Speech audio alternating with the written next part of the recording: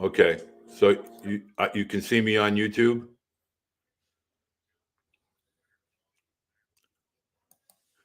I see myself on Facebook. So okay, do you want me to start it off early and just kind of kick it going?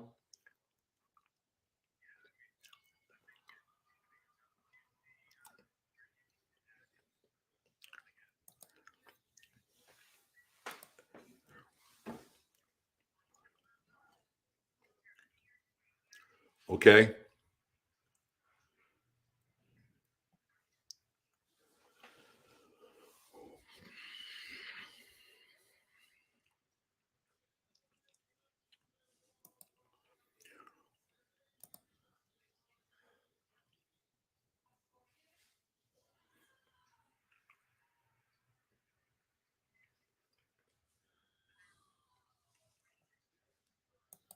Yes, this is definitely recording, I believe.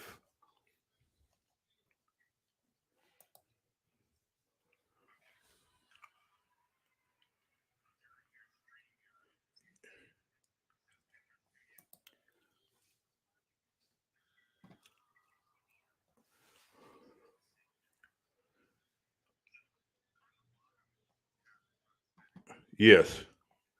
Bottom I see. Okay. All right.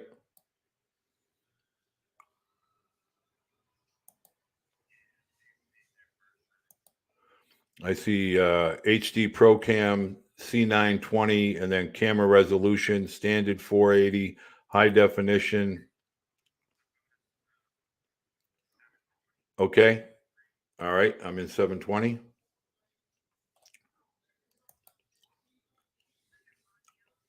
Okay.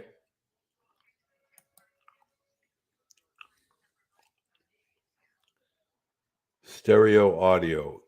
Echo cancellation must be off. Automatically adjust mic volume. Speaker.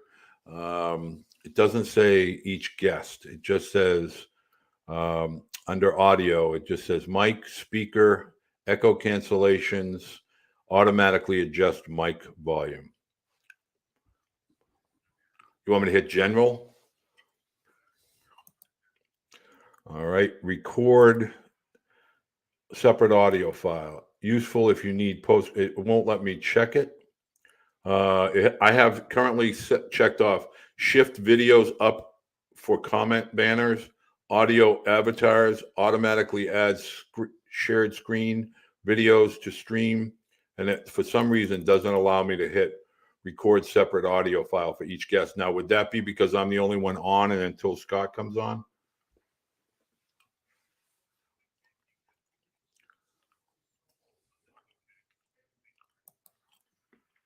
All right. So I'll set it up for the next one. Okay. All right. So should I just start doing the Twitter space for those people? Because right now I'm just broadcasting live. People are watching.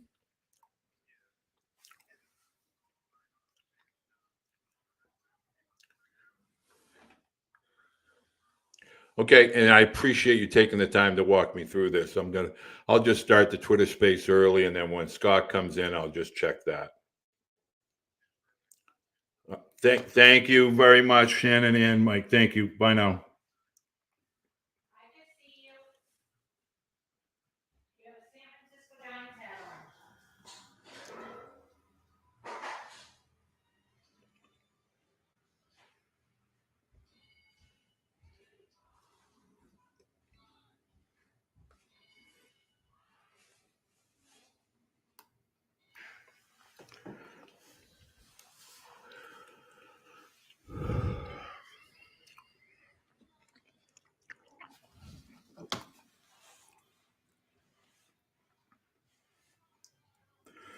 Coach Gardner, welcome aboard, Captain. Going to get started a little bit early.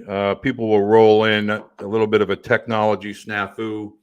Going to be actually doing a live stream. Doing a live stream now. Going to wait. Scott Jackson will be joining me at about 9:05, somewhere around there. So I'm a little bit technology illiterate. So I'm hoping that tonight's Twitter space call will kind of be a combination of YouTube, Twitter, Facebook, all kinds of fun things. So welcome aboard.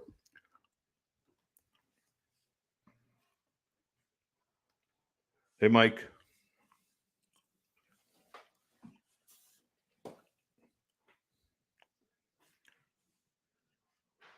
All right, audio back on the StreamYard?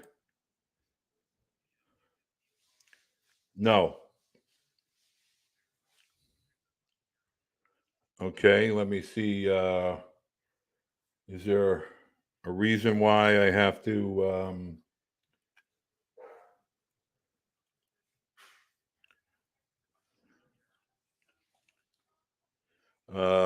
How would I test that? I thought I was testing it before. Should I? Testing 1, 2, 3. Testing 1, 2, 3. Is there a place for me to test my microphone?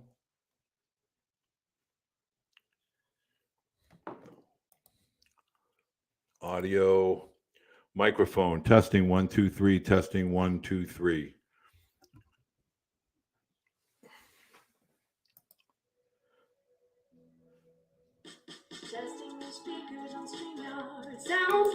Okay, good. It's saying that my microphone is working on here.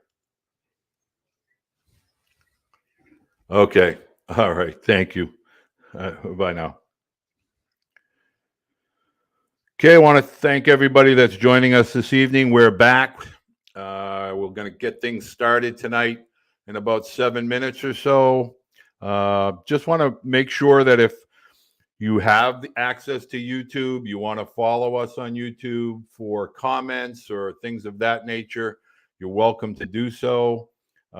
If you have interest in asking a question here on Twitter Space, please do so by raising your hand.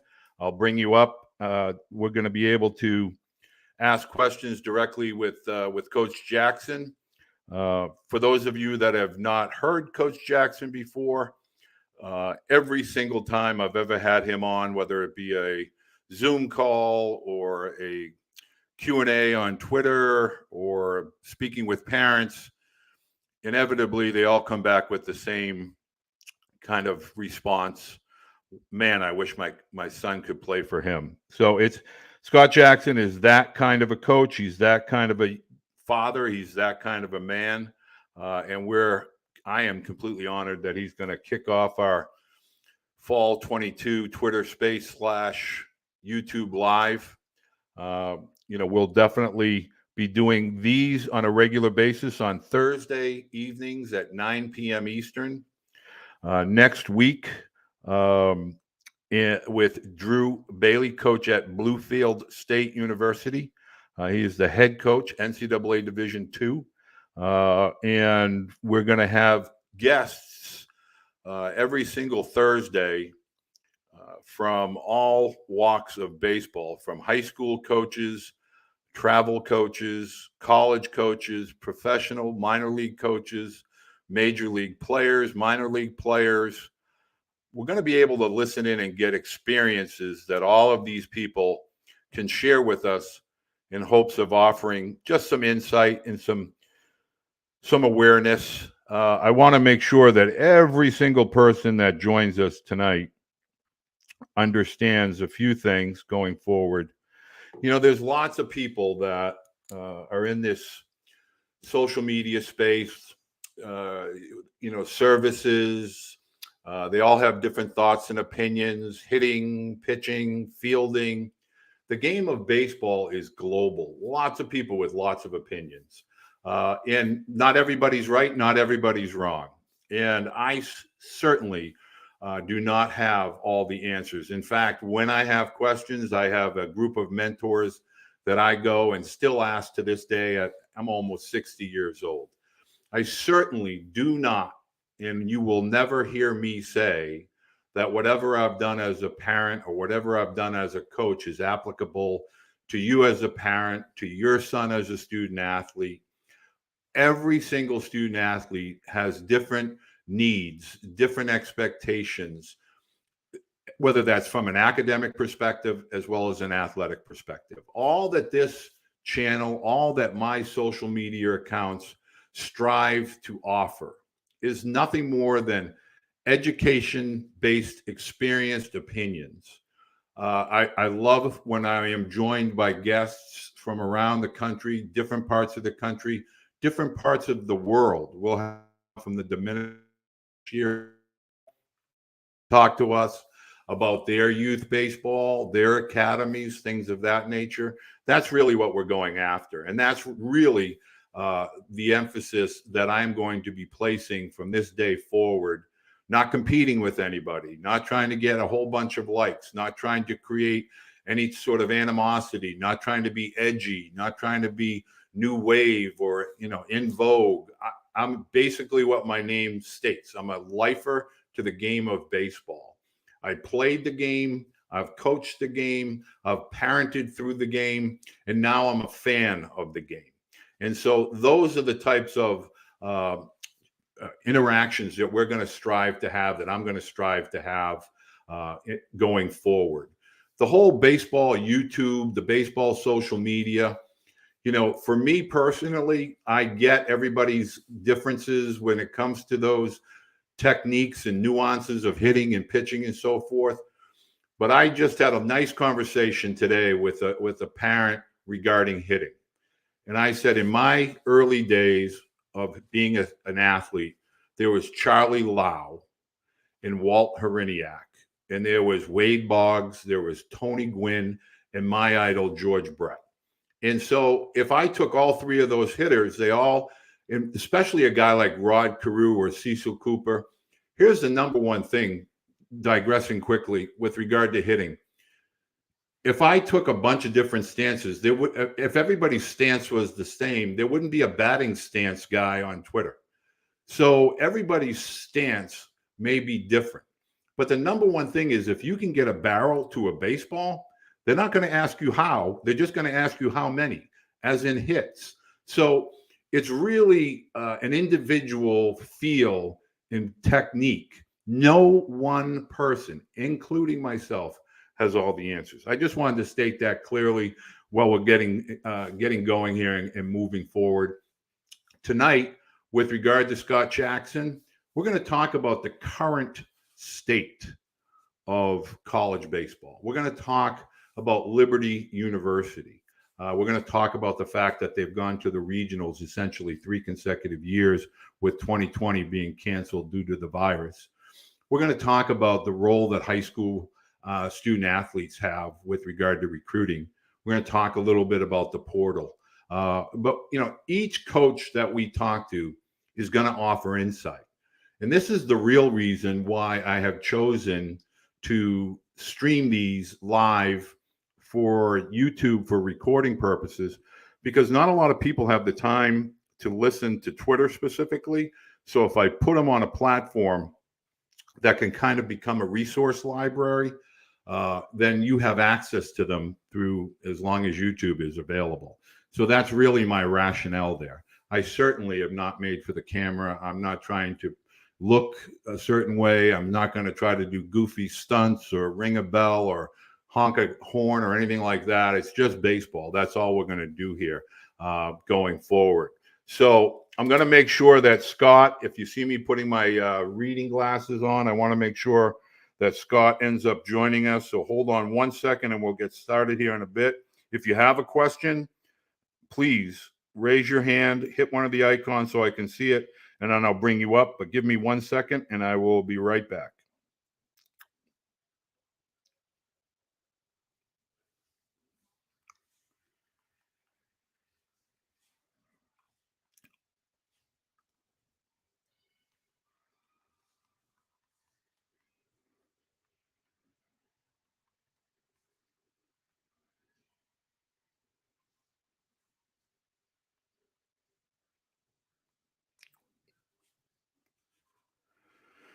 Okay, Just talked to Scott. Everything's on schedule, so he's going to be joining us here in about 6 minutes or so, and then we'll get started. I know I had a couple of questions in reference, and I want to answer those because some people have been sending me direct messages. So I do want to address those rather important because people have asked me a couple times on certain questions. The first question is the relevance of camps and showcases as freshmen in high school. And what I want to make sure is I'm not trying to paint a canvas with a broad brush. I really want to make sure that I kind of give this answer in an appropriate manner. As a freshman in high school, unless you are physically prepared to gain exposure, meaning is your body, it's obviously not going to look like an 18-year-old, but is your body strong enough to perform at a level that's going to allow your son, your athlete, to showcase his abilities in a proper light? Is his arm strength? Is his foot speed? Is his barrel contact? Is his power? You know, a lot of parents are looking to their left and right, and they're kind of looking at recruiting as, well, there's a 26 that committed, a 27, lots of 25s, all the 23s are off the table. The number one thing that I think really has to be understood is most college coaches, and we'll hear from Scott Jackson tonight from Liberty, are slowing down their processes and really trying to get live looks at student athletes. So you're not missing anything by not attending showcases as a freshman or a college camp. College camps are great because they're more instructional based, educational based. You're getting coached by coaches, not only at the school that's hosting the camp, but also other nearby schools that also are going to be interested in recruiting. I will tell you that in light of all of the changes with regard to the portal and the times that student athletes can now transfer multiple times during multiple periods of time throughout the year, I will tell you that high school recruiting is going to change. It has changed. So I wouldn't put a lot of emphasis on showcasing as a freshman. You really want to try to get into that, the completion of your sophomore year, going into your junior fall, obviously your senior fall. Those are really good times to get out into camps. If you have a specific school or schools that you are interested in geographically, academically, athletically, then by all means, you know, see the campus, do the camp. Just keep your expectations low. A lot of times, due to the number of campers, coaches don't have the ability to talk to everybody. So just because they're talking to one camper and not talking to your camper doesn't mean that they don't have an interest. So you really want to kind of keep a proper perspective with regard to all that. And I want to get one more question in real quick. And okay, the next question real quick before Scott comes. And I promised the parents that I would start a little early to answer these questions. Throwing weighted balls. Okay, so this is not really a debated topic any longer. It's kind of become a standard practice, and everybody has their different thoughts and opinions. What age should your son start throwing heavy balls? Well, if we listen to gentlemen like Tom House and a few other MPA folks, you know, throwing a football, throwing a softball, just throwing, playing catch. You're always playing catch with an object that probably is a little heavier than a baseball. You know, heck, playing dodgeball, you know, just playing catch with your buddies with a football in the backyard. As far as weighted baseball, specifically a program, I'm going to let you know two important things. One, you should have a movement screen on your throwing athlete prior to beginning any type of weighted ball program if you're trying to do it on your own, meaning whether it's a physical therapist or a baseball specific trainer, depending upon where you are in the country. You want to know the arm health, shoulder health, elbow health, hip health, internal, external rotations, all the big words that they use. but you really want to have that movement screen and kind of get a thumbs up before you start initiating a throwing program with weighted balls.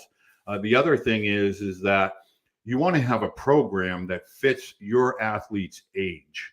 In other words, just because the senior in high school or the freshman in college does X amount of repetitions certainly doesn't mean that your athlete at 8th grade or 9th grade should be doing the same number of repetitions. There's a situation there with regard to strength, form, mechanics, all sorts of things. And as is the case with most anything in life, you know, one does not fit all. And so you really want to make sure you're getting an individual kind of diagnosis and game plan for your throwing athlete. But I always encourage parents, play catch with the football every day. That's good for arm health. You don't have to take a break. You can play catch with the football every day, depending upon where you are in the country. You're not going to hurt your arm. Just make sure there's an analogy. When we walk and we throw, that's the same thing. You know, we don't count steps. We don't have to count throws. When we run, we tend to monitor, you know, what our time is in a mile, or if we're sprinting, what our speed was. Same thing with pitching. Both are extreme forms of each movement, running to walking, pitching to throwing. And so you really want to make sure you're monitoring pitching as opposed to throwing. Playing catch and throwing is good. And lastly, on this topic, because this is another topic that I get asked quite a bit about, and we're going to be joined shortly by Scotty Jackson, want to make sure you understand that when you're throwing and you're doing warm-up, you want to get your body warm before you actually throw. So if we're following Tom House, it's called dynamic warm-up. You know, you want to make sure you have good energy in your shoulders, in your body, in your core, and that's going to make sure that we're, you know, ready and prepared to get loose. And finally, on the topic of throwing, long toss. It's not for everyone. I'm a big fan of long toss, but there's a lot of studies that will say that it puts a lot of torque on elbows and arms. So, you know, just because you're 8-year-old or you're 12-year-old, you know, they shouldn't be able to throw a baseball 100 yards. So kind of get an idea of how far out they can maintain good energy and form. Just pay attention and be aware that sometimes long toss can actually do damage or kind of hurt or create soreness. So monitor long toss and kind of come up with a game plan with somebody that can build and put together a long toss program for you that's adequate for your throwing athlete. So I hope I answered all those questions prior to the start of our program. We're going to be joined in a moment by Scott Jackson. Scott has been a head coach at Liberty University since 2016. He has led Liberty University to 3 regionals in 2019, 2021, and 2022. Last year, most notably, was in Gainesville, the Gainesville Regional, at which they fared very well. And Scott has definitely paid his dues. He's been an assistant coach at Wolford. He's been an assistant coach and recruiting coordinator at Campbell and at University of North Carolina. And now he is obviously the head coach over at Liberty University. And so one of the things that I want to get into tonight when Scott joins us is I want parents to really begin to understand some of the realities that have now become part of the college baseball recruiting landscape. You know, it's really an ever-changing, constantly evolving kind of world of college baseball recruiting.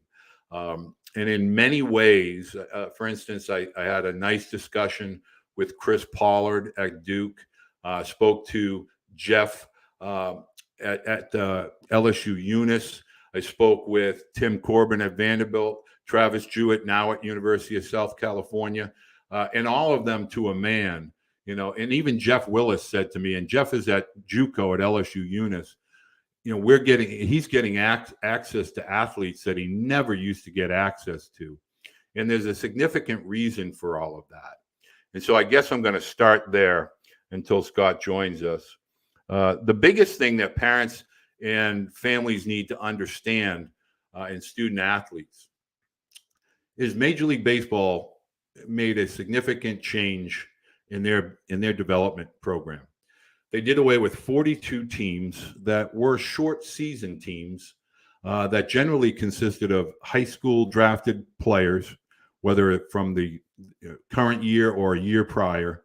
Also, a lot of first-year college draft picks would go to short season, and they used that as a development into professional baseball. Well, they reduced minor league teams, as I said, by 4, reduced of the draft from 40 to 20, which essentially took the number of players drafted from 1,500 approximately down to a little less than 700. And if you follow College Baseball Insights on Twitter, which is a tremendous resource for parents, you will see that last year, a little over 460 players out of the 650 approximate players drafted were college baseball, 4-year college student athletes. And then there were some JUCO college athletes.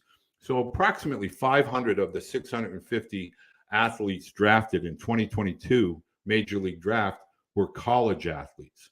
So how does that affect college recruiting?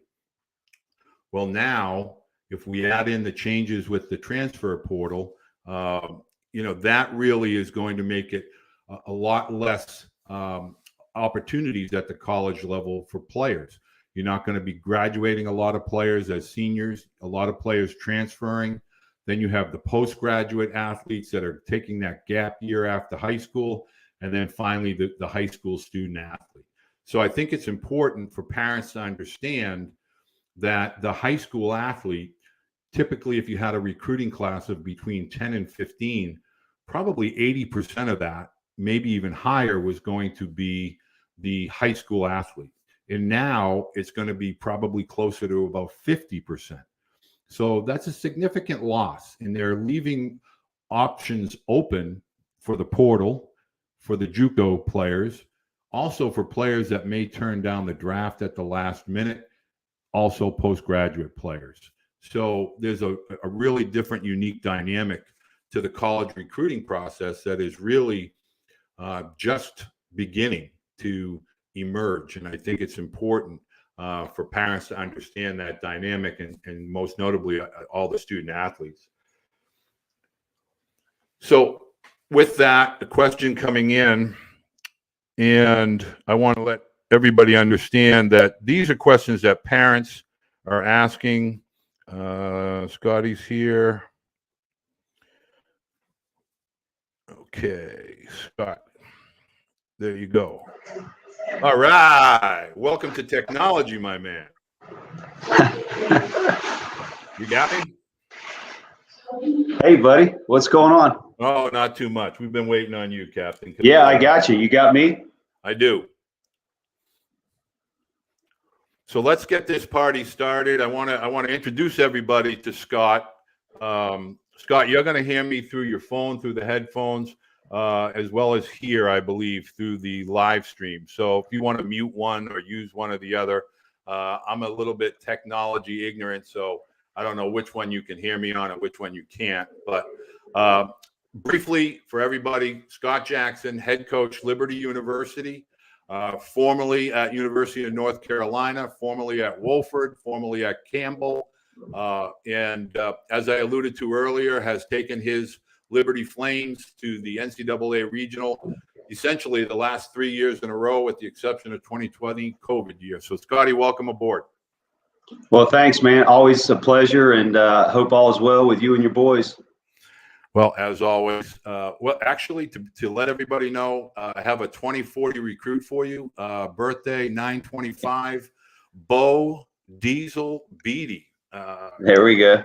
Yeah, so I'm thinking he's going to be a catcher because he has the thick lower half already. So he'll probably be a lefty like his old man hitting. So we'll try to get him to Liberty or wherever you're at in 2040. Sounds great to me. Well, Scott, I think tonight where I really want to start is uh, every single time I've ever talked with you, whether it's Twitter or Zoom, every single time, the number one takeaway from parents is, man, I wish my son could play for that guy.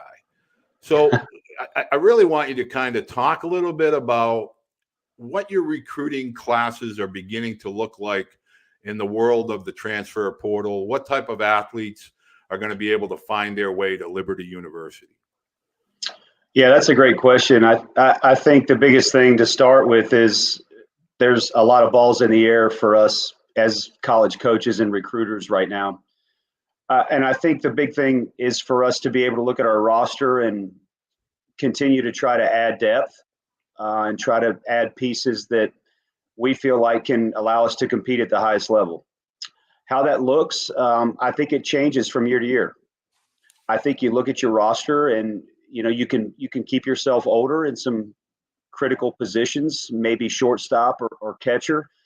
But you can also, I think there's a lot out there right now for the high school recruit that thinks we're all going to just use the transfer portal and there's not a place for, or the spots are limited for high school players.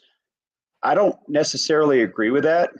I think there's a lot out there that we have to sort through, but at the end of the day, when there's talent and it's young, that's the most exciting thing for coaches. And for us to be able to develop kids in our program and look at how that talent plays into getting on the field for us sooner rather than later and what that looks like down the road, that's the ultimate challenge. But at the end of the day, we all want good young players.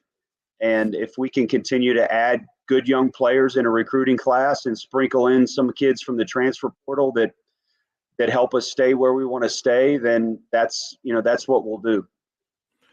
I think a lot of people on Twitter want you to unmute your mic because evidently they can't hear you. And I'm getting a lot of people that are saying, we can't hear Coach Jackson. So I want to make sure your speaker is How on. about that? There you go. There you go. That works fine. Can you hear me okay? Yeah, too much technology for me. Yeah, exactly. And I get you in my ears as well. So now I want to ask you a little bit about your thoughts just on let's go with the mid-major versus the big conference guys. The portal, the recent changes in the portal policies. How do you feel about that, and how should parents feel about that? Yeah, I mean, I think moving forward, I think there's a lot that is yet to be determined with the portal. I think, in all transparency, the NCAA, they think they know where they want to go and how things are going to play out. And sometimes it doesn't work out the way that they want it to. And so for us, I think really just looking at what we've got and where we're going. I mean, at the end of the day, you just want good kids that want to be in there, that fit your roster and they fit your needs. What those policies look like as far as the transfer portal goes. Is that what you're referring to, the portal and the windows that they can go into? Yeah, see, most parents don't understand about these new windows. I keep getting back to, parents think it's one transfer July 1st, and you're trying to educate parents. They feel like they're on the outside and they're not getting access to their information. And so, you're going to be able to enlighten them a little bit about the multiple times throughout the course of the year now that they're able to transfer. Yeah. So, I mean, at the end of the day, the NCAA has allowed players to look at their place and where they are. And if they're not happy or things don't look like they have a chance to get where they want to go, then they're going to be able to make that decision at the end of the fall and then again at the end of the spring. And so I think that helps as far as the high school side goes, because if there's players that have gone into the transfer portal and we've committed them at the break or, at that window in the middle, then that's going to give more clarity to our roster moving forward. And I think the same thing goes at the end. At the end, when you're looking at, okay, a young man wants to go somewhere else because he's not playing enough, or we're predicting that we're going to lose a couple kids to the draft. It really gives us a clearer picture of what our roster is going to look like, at the break, and then certainly at the end of the year. So I think this is a good thing, looking at it from 30,000 feet until we can get into it and see how it works. And if it's the right decision for all of us, that kind of remains to be seen. But, at the end of the day, I think parents need to look at the fact that the NCAA is favoring the student athlete. They're trying to allow the student athlete to have the rights and the freedom to make the best decision for themselves. And, that might not look like a good thing right now for kids coming out of high school, but let's say you go somewhere and you make a decision and it turned out maybe not to be the right one, then you have options moving forward. And I think life's about options, and the more options you have, the better off you're going to be. And so that's what I think this is all about. I think that's where it's headed. Again, it remains to be seen. We're really good at making up rules as baseball coaches, and then we decide we don't like them and we want to change them. So, we haven't been good at that. Our track record's not good. The NCAA is over all of this, and they've made a lot of the decisions for us. But at the end of the day, I think the impact's going to be 2 or 3 years down the road. And where are we, and how does this look?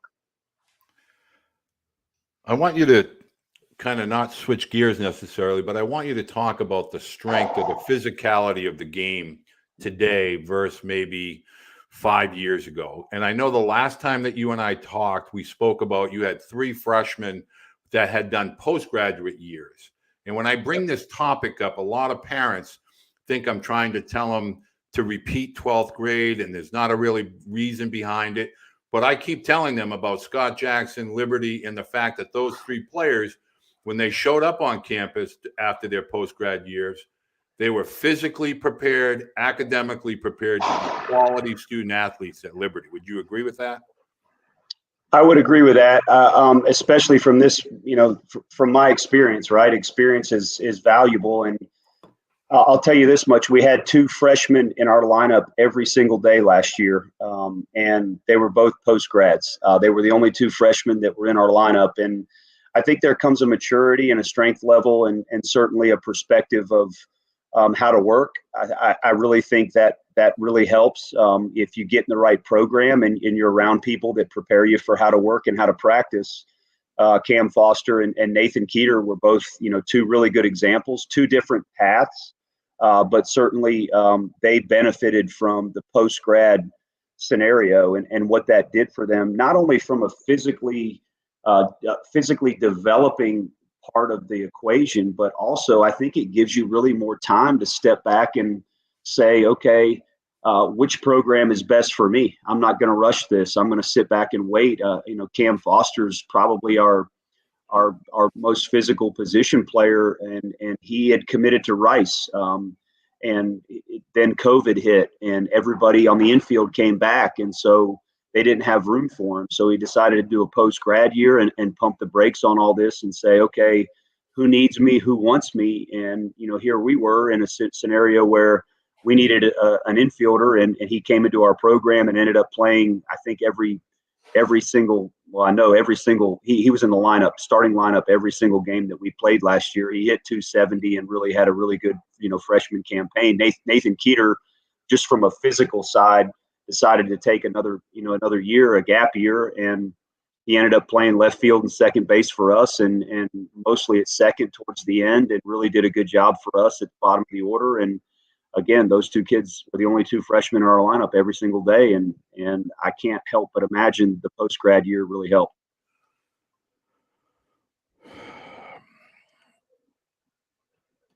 Technology, you got to love it.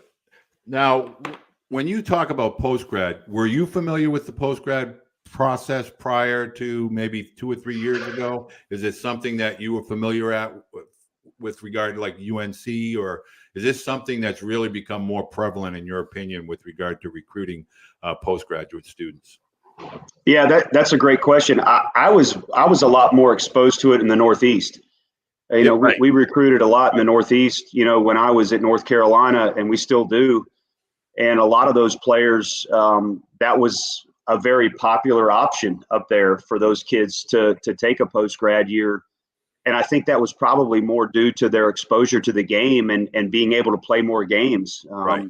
And then the exposure to the recruiting side, depending on, the financial resources of your family and how much exposure you were able to get. But, I can remember talking to to Eric Cressy, Matt Blake, and some of the kids that they had up there that were post-grad guys that ended up being dudes, and they took that year and ended up really, capitalizing on it. I think there's a really a frustrating from our perspective of what junior college and post-grad looks like, because it's not exactly how we all had it mapped out for Johnny to graduate from high school and go to a 4-year school. And, everybody's path it's different. And just because you have to do that, and that's what's best for you at that point in your career, that's okay. That's okay to do that. And it gives you a chance to be a better player and more mature and be more ready to play. I agree with that 1,000%. And I think you nailed it when you said Northeast. It's really prevalent up in the Northeast. But when I talk to anybody who say below, it's, well, guys, bad guys. It's pretty prestigious academically. And I think hearing from you as a coach, I think more parents would be open to that. And in fact, I know that there's a lot of IMG similar academies popping up all over the country, Florida, Texas, Chattanooga, Tennessee, that are baseball academies, I guess is the word for it. But you would agree, though, on the premise of that extra year of physical maturation without the you're still maintaining your eligibility for 4 years is probably a pretty popular thing in the eyes of coaches. I think so. Look, at the end of the day, I don't care how old you are. I don't care where you're at in your path. If you can help us and we have a need, we're going to recruit you. And, at the end of the day, you're exactly right. This is becoming a very popular option in our neck of the woods. You've got Pro 5. They've got an academy in North Carolina now and in Virginia, P27 down in South Carolina, TNXL down in Florida has been great. There's a lot of really good ones out there that I think you're around good baseball people. You have a chance to work out and continue to pursue your academic interests, and it just allows you more options. That's what we're after. And I think that's what everybody needs to have is options. And so a student athlete is asking, or a father of a student athlete is asking, if somebody is unable to make a Liberty baseball camp or attend a Liberty baseball camp, how are they going to get in front of the coaching staff at Liberty, or how do they alert you, or I know they can't work out for you, but how are you going to be able to recruit a student athlete that doesn't get directly to your camp? Yeah, that's a good question. For me, I think just continuing to send game footage and just to continuing to email us. I think I've ran into this in camps. So when I have camp, I address the parents as a group right out of the gate. It's one of my favorite things, just to really bridge the gap. I don't think they get to hear from our side of the fence nearly enough. And when they have a chance to come to our camp, we just invite the parents to sit down and hear our perspective, similar to what we're doing right now. Open up everything. Any question is on the table. And I really worry about advice that they're getting from other people who may or may not have their best interest in mind. I want you to hear exactly from us what it's like. What do we do? How do we recruit? Where do we recruit? So to circle back on your question there, I check our account just about every morning. Baseball@liberty.edu. Very simple. It's an account where I'll go in there and watch video in the mornings, just see who's emailed us, send several camp invites. Look, if you can't make it, you can't make it, but you know as well as I do, if there's something intriguing on that email that, holy cow, this kid looks like he's got some talent, we're going to follow up on it. And we're going to find baseball's a small world. It takes about 2 phone calls to find somebody who's been around you. And, it's how it works. So I think really the exposure part and the worry of, hey, we can't afford the travel, or we can't afford the camp, or it doesn't fit our schedule. Look, we've been doing this long enough. We can identify things on video, and we'll make a few phone calls to some baseball people that can give us a good opinion of where your talent level lies and go from there. Okay, I want to touch on this because I get asked this question all the time. How does a student athlete capture your attention with a video or an email? So I try to explain to parents that coaches, you can correct me if you don't feel this is the correct thing. I try to tell parents and student athletes to go directly to the college coaches. A nice 2-minute, 1-minute video to the coaches, a good introduction, why Liberty University is a university that the student athlete feels that would be beneficial for them as a student, why they feel their abilities would help get Liberty University to Omaha, not necessarily the recruiting services who kind of blanket email a whole bunch of coaches, but maybe you can just speak to this is what I like to get from athletes or parents as far as in an email or a Twitter video or something like that.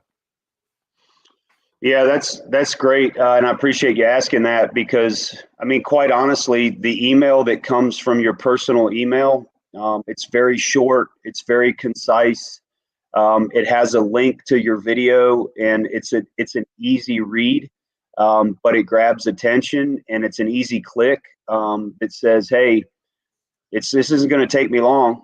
I'm going to click on a YouTube video or I'm going to click on a link that has just very cut to the chase footage of what you can do. That's something I do literally almost every morning. I'll go in there and just see, hey, who's reached out to us, who's interested. And then the way my brain works too is the more I hear from Walter Beede and he keeps emailing me, like that registers with me. And that registers with this kid's really interested. It's personalized. It's not, I'm interested in your school or your program. Like you're clearly sending that to everybody if that's the verbiage of your email. So, that's, I like the emails that show a kid knows we've been to 3 straight regionals and, they've researched our program a little bit.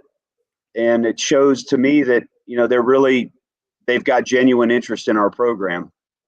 So, I mean, I think people think emails might fall on deaf ears or they're just going to get a camp response, which is true. I mean, some of that we'll invite you to our camp, but if you can't make it and we think you can play, I'm going to email you back and say, it's okay. No problem.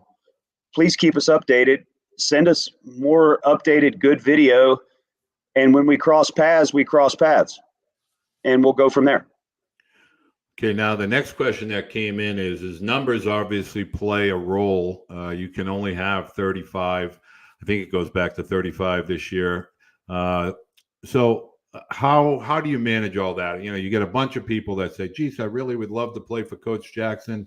I really want to go to Liberty. And then I have to tell them, well, really every recruiting class is different. It's going to be based on need.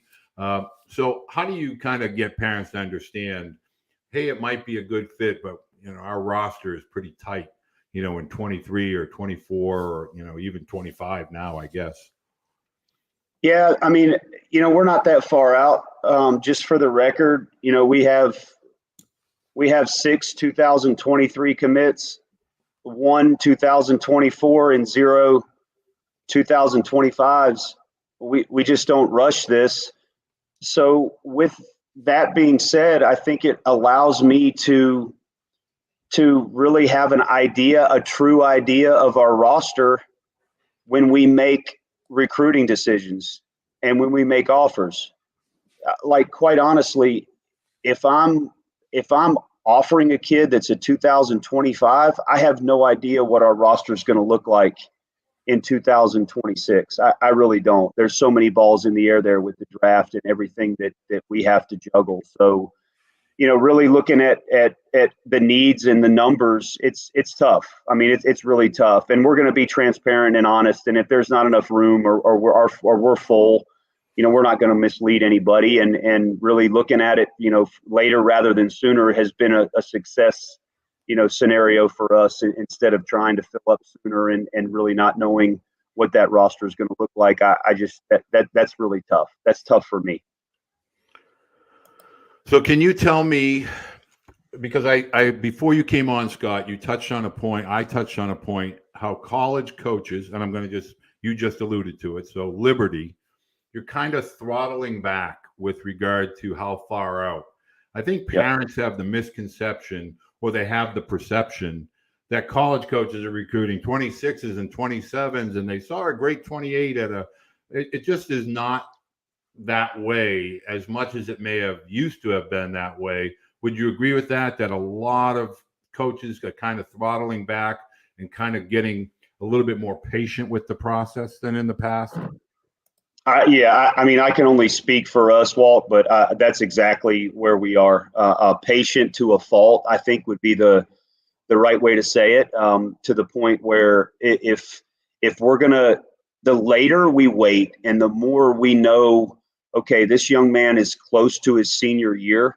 I liked the kid. I really liked the kid that didn't have any offers for a couple of years, and everybody in the dugout was talking about my visits and my offers, and Billy's sitting over there on the side, and he just hasn't gotten any, and that really should drive him and motivate him. And he's had to work his tail off for those 2 years or year and a half where everybody else might have been getting recruited. I like that kid. I think he has an edge to him, and I think he ends up being a guy that what you're getting. And so we've got some of those in our program. Matter of fact, we've kind of made a living with that, with kids that they might not have thrown enough strikes, or they might not have been as physical, or they might not have thrown as hard. And we've stayed patient, and we got that kid that popped late, and it ended up being the right fit for us. Everybody's path is different. You and I know that. I think at the end of the day, you have to believe in yourself, and you have to bet on yourself. And if you do that, you're going to find yourself in a pretty good spot. And if you hold true to what you want, you end up, really waking up every morning and saying, I'm going to get after it today because I know what I want and I know where I think I can end up. And it's not Disney World. It doesn't mean you're going to get there, but those days that you click off where you work your tail off, they start to stack up, and it ends up being usually a pretty good product. I tell people all the time about Colin Moran. I tell them the story. Yeah. And I want people to know that having patience and trusting in your work ethic and your development, believing in your academic profile, it's going to pay dividends, I promise you. And a lot of times, younger student athletes that commit early, things go differently, coaching staffs, et cetera. Going to keep it to 2 more questions for Scott, because I promised him we'd keep it light tonight. And I'm going to get into the post-grad thing later. I know we have a lot of parents that are asking me what the heck is post-grad, but I'll do that later on at a different day and time. Scott, the question that is being asked, just in college baseball in general, do you feel the number of college scholarships or the amount of college scholarships will change in the near future, whether it be, over the next year or 2 or possibly beyond that?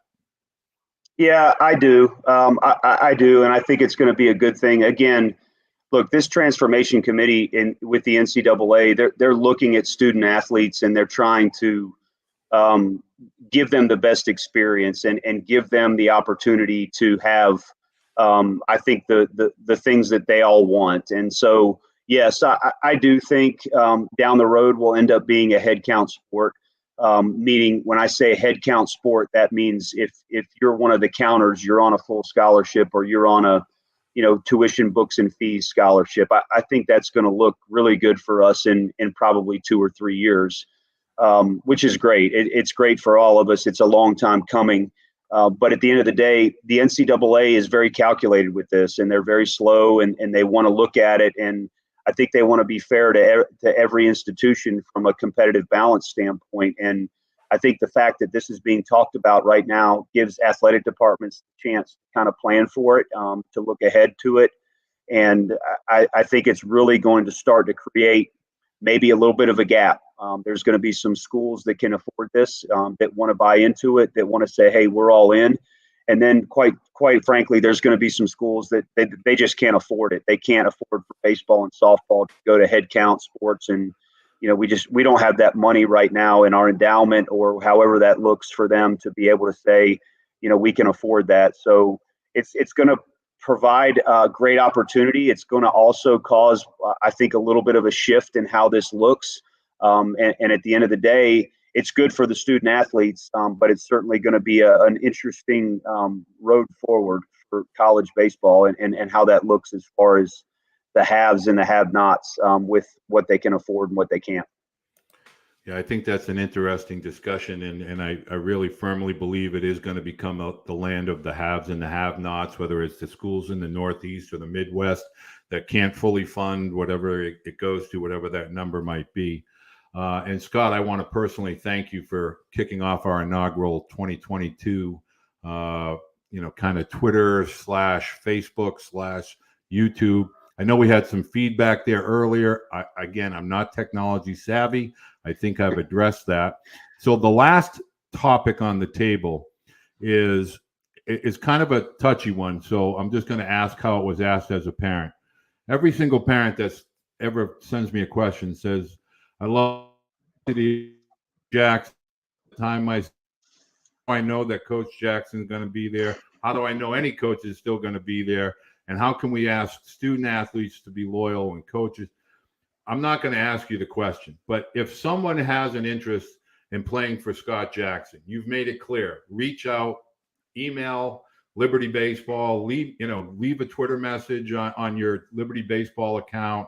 But I want to make sure that you understand. I would say right now there's 47 people that have sent me a message saying, how do I contact Coach Jackson? I think you've already answered all that question. My last question to you is this.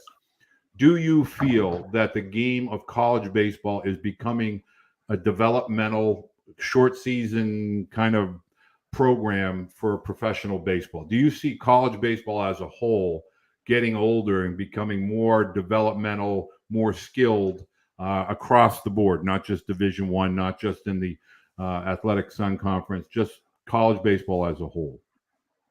I mean, I do. I never thought I'd see the day, and we've got a couple more years of this with COVID where, I mean, you've got 23 and 24-year-olds playing college baseball. That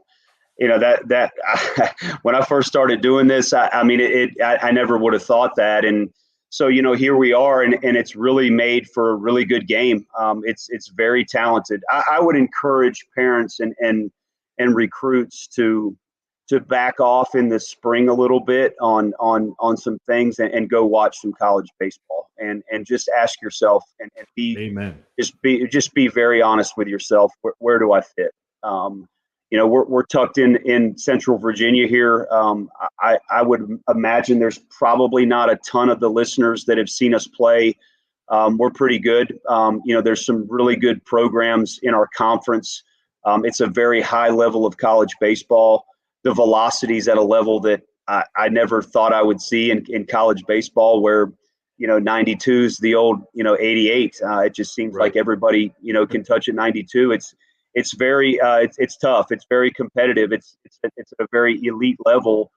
How that is as far as preparing kids for pro ball, I think it's a double-edged sword. I think some kids continue to play and they continue to play, and the old senior sign that was 21 is now 22 or 23, and now we've shrunk the minor leagues down to a lot less teams. So some of those opportunities that used to be there, they're not there, and how that looks, moving forward, I'm going to be interested to see, because eventually the COVID year is going to go away, and we're going to have kids that are back on the regular clock, with their window starting, and they've got 5 years to play for, and they're draft eligible after 2 or 3. So that's going to be interesting to see where that's at. But the last 2 years have been incredible. Some of the kids that I've watched play that are just uber talented and didn't get a chance to play pro ball, that was a little bit of a head scratcher, but I understand it from the pro side of it because of their age.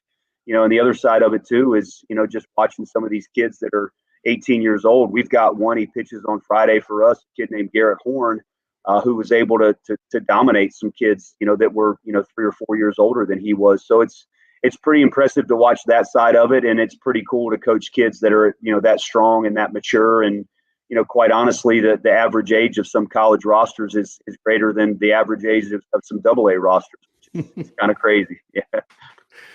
Well, I will tell you this. I am always amazed at the landscape of travel baseball. It's nothing like what high school baseball looks like with regard to 15s playing against 18 and 19s, college athletes, 18s playing to 23-year-olds, but yet we're in here trying to tell a 14-year-old he should only compete against 14s and 15s and 16s, et cetera.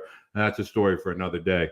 But I want to say thank you to the 2021 ASUN Conference Coach of the Year. Scotty, you're a great dude. I love every time you join me. Still looking for a BP jacket and a lid because Yeah. I love the camo Liberty hat is just Okay. fire, and the new the light blue jerseys Yeah. that you guys lipped up last year is absolute fire. So anything along those lines, I'm going to be rocking it pretty regularly. I got to tell you. Okay. Send me some sizes, man. We'll get that. We'll get Tyler's old Giants cap off and get a Liberty cap on. I'm on that. I'll wear that All next right. week if you send it to me. But for All right. parents, you heard from Scott himself, Coach Jackson, Liberty Baseball, at Liberty Baseball. You look up Scott Jackson. You can email him. You can email any member of staff. They're probably, I know just recently, by the way, I want to plug this because I know this as a fact. I just saw it in D1 baseball. Officially a top 50 program in the country. So, I mean, I know they said you bumped up like 26 or 27 spots. So Liberty Baseball, it's not your grandfather's Liberty Baseball team. I mean, they went into Gainesville and rocked it last year in February. So Liberty Baseball, officially a top 50. That's due in large part to Coach Jackson. He knows how to do it. He raises men. He doesn't just coach baseball players. I can definitively tell you as a parent, this guy raises men that become great dads, great husbands, and great business people in the world of professional, whatever vocation that you get into. So, Scott, thank you again for tonight. Thanks for bearing with my technology snafus. I appreciate it. For everybody that joined us tonight, you'll be able to see a replay on YouTube, edited, of course. You'll also have the recording on Twitter. Follow us on Baseball Lifer on YouTube, Baseball Lifer 11 on Twitter. I want to say thank you, Scotty. I hope I didn't keep you too long, and I'll be talking to you soon, Captain. No, this was great. I appreciate it. And again, anytime I can get on here and connect with you guys, certainly the prospects and the parents, again, it's baseball@liberty.edu. Email us anytime, and go Flames. Go Flames. Thanks, Scotty. All right, brother.